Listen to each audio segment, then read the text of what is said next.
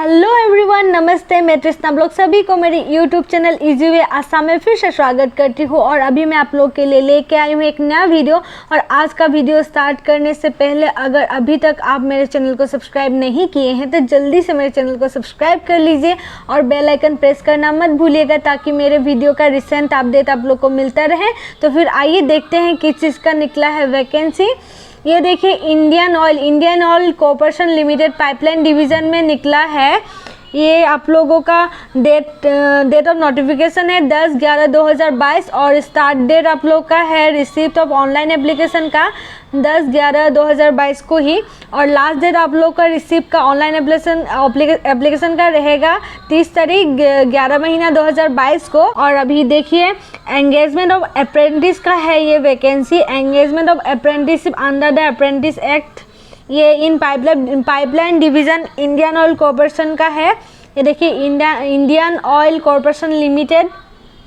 देखिए अभी लोकेशन और नंबर ऑफ सीट कितना है हम लोग देख लेते हैं। आइए, ये वेस्ट बंगाल का है। मैकेनिकल के लिए देखिए टोटल सीट 12 दिया है और एससी के लिए 2 है सीट और ओबीसी के लिए 3 है और ईडब्ल्यूएस के लिए 1 है और यूआर के लिए 6 है और पीडब्ल्यूबीडी के लिए 2 सीट है और इलेक्ट्रिकल के लिए भी 12 सीट है। यहाँ पर एससी के लिए 3 सीट है, एसटी के लिए 1 सीट है और ओबीसी के लिए 2 सीट है और ईडब्ल्यूएस के लिए 1 सीट है, यूआर के लिए 5 सीट है और पीडब्ल्यूबीडी के लिए 2 सीट है।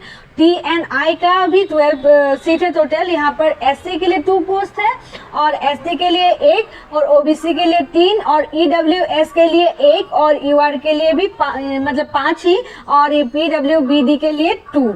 और यहाँ पर ह्यूमन रिसोर्स में भी है। ह्यूमन रिसोर्स में टोटल सीट सिर्फ 3 ही है। एससी के लिए 1 है और 2 यूआर के लिए है और पीडब्ल्यूडी के लिए 2 सीट है एक्स्ट्रा से। और अकाउंट्स और फाइनेंस में टोटल 3 सीट है। यहाँ पर एससी के लिए 1 सीट है, ओबीसी के लिए 1 सीट है और यूआर के लिए 1 सीट है और पीडब्ल्यूडी के लिए तो 2 सीट है ही। और डाटा एंट्री ऑपरेटर का भी यहाँ पर 3 सीट है। एससी के लिए 1 है और ईडब्ल्यूएस के लिए 1 है और यूआर के लिए 1 है और बाकी पीडब्ल्यूडी के लिए 2 पोस्ट है। टोटल यहाँ पर 45 है सीट।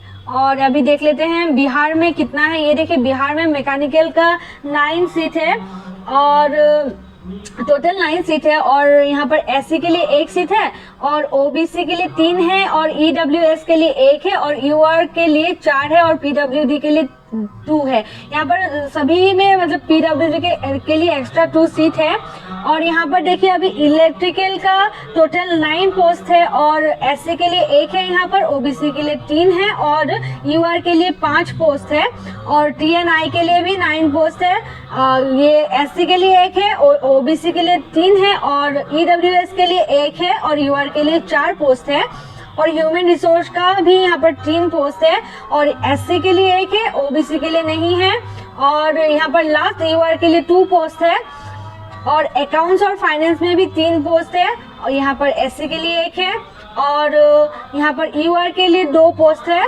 और यहाँ पर देखिए, डोमेस्टिक डाटा एंट्री ऑपरेटर का भी 3 है और यहाँ पर ईडब्ल्यूएस के लिए 1 है और यूआर के लिए 2 पोस्ट है। गाइस, यहाँ पर अभी देखिए आसाम के लिए है। आसाम मैकेनिकल में टोटल सीट 8 है और यहाँ पर एसटी के लिए 1 है, एसटी के लिए 1 है, ओबीसी के लिए 2 सीट है और यहाँ पर ईडब्ल्यूएस के लिए नहीं है और यूआर के लिए 5 पोस्ट है और पीडब्ल्यूडी के लिए 1 पोस्ट है और इलेक्ट्रिकल का भी टोटल 8 है। एसटी के लिए 1 है, ओबीसी के लिए 2 है और ईडब्ल्यूएस के लिए 1 है और यूआर के लिए 4 है और टीएनआई का भी टोटल 8 है और ह्यूमन रिसोर्स का टोटल 2 सीट है और अकाउंट एंड फाइनेंस में टोटल 2 सीट है। और अभी यहाँ पर देखिए, यूपी में मैकेनिकल का टोटल सीट 6 है, इलेक्ट्रिकल में भी और टीएनआई में भी मैकेनिकल का टोटल 6 करके है सीट। और अभी देखिए, नॉर्दर्न रीजन पाइपलाइन में हरियाणा में तो मैकेनिकल का 13 है, इलेक्ट्रिकल का 11 है, टीएनआई का 9 है, ह्यूमन रिसोर्स का 1 ही है और अकाउंट एंड फाइनेंस का 2 है, डाटा एंट्री ऑपरेटर का भी 2 है और डोमेस्टिक डाटा एंट्री ऑपरेटर का भी 2 सीट है। और अभी पंजाब में देखिए, मैकेनिकल का 5 है टोटल, इलेक्ट्रिकल का भी 5 है टोटल और टीएनआई का 2 है टोटल। और दिल्ली में देखिए, मैकेनिकल का 6 है, इलेक्ट्रिकल का 7 है, टीएनआई का 5 है, ह्यूमन रिसोर्स का एक है, अकाउंट एंड फाइनेंस का भी एक है, डाटा एंट्री ऑपरेटर का भी एक सीट है और डोमेस्टिक डाटा एंट्री ऑपरेटर का भी एक सीट है। और यूपी में देखिए टोटल 9 है, मैकेनिकल का, इलेक्ट्रिकल का भी 9 और TNI का है 6। और उत्तराखंड में भी मैकेनिकल का 2 सीट है, इलेक्ट्रिकल का 2 और TNI का भी 2। और राजस्थान का मैकेनिकल का 1 सीट, इलेक्ट्रिकल का 1 सीट और TNI का 1 सीट है। और हिमाचल प्रदेश में मैकेनिकल का 1 सीट है, इलेक्ट्रिकल का 1 सीट है, TNI का भी 1 सीट है। उड़ीसा में देखिए अभी मैकेनिकल का 13 है, इलेक्ट्रिकल का 13 है, TNI का भी 13 है, ह्यूमन रिसोर्स का 4 है और अकाउंट्स एंड फाइनेंस का 2 है टोटल और डाटा एंट्री ऑपरेटर का भी 2 है, डोमेस्टिक डाटा एंट्री ऑपरेटर का 1 है। और छत्तीसगढ़ में मैकेनिकल का 2 सीट है, इलेक्ट्रिकल का भी 2 सीट है और TNI का भी 2 सीट है। और झारखंड का देखिए अभी मैकेनिकल का 1 है, इलेक्ट्रिकल का भी 1 है, TNI का भी 1 है। और तमिलनाडु में मैकेनिकल का 9 है पोस्ट, इलेक्ट्रिकल का 10, TNI का 9, ह्यूमन रिसोर्स का 2, अकाउंट एंड फाइनेंस का भी 2 और डाटा एंट्री ऑपरेटर का 1 और डोमेस्टिक डाटा एंट्री ऑपरेटर का 1। और कर्नाटका में देखिए अभी मैकेनिकल का 3 पोस्ट है टोटल, इलेक्ट्रिकल का 2 पोस्ट है और TNI का 2 पोस्ट है। और गुजरात का देखिए मैकेनिकल का 23 पोस्ट है और इलेक्ट्रिकल का 21 पोस्ट है, TNI का 22 पोस्ट है और ह्यूमन रिसोर्स का 8 पोस्ट है और अकाउंट एंड फाइनेंस का भी 8 है और डाटा एंट्री ऑपरेटर का 3 है और डोमेस्टिक डाटा एंट्री ऑपरेटर के लिए 2 है। और राजस्थान में देखिए अभी मैकेनिकल का 13 है, इलेक्ट्रिकल का 11 है, TNI का भी 11 है और ह्यूमन रिसोर्स का 3 है, अकाउंट एंड फाइनेंस का 3 है, डाटा एंट्री ऑपरेटर का 1 है और डोमेस्टिक डाटा एंट्री ऑपरेटर का भी 1 है। गाइस आप लोग अप्लाई कर सकते हैं, 10 तारीख से स्टार्ट हो गया है, लास्ट डेट है 30 तारीख 11 महीना 2022।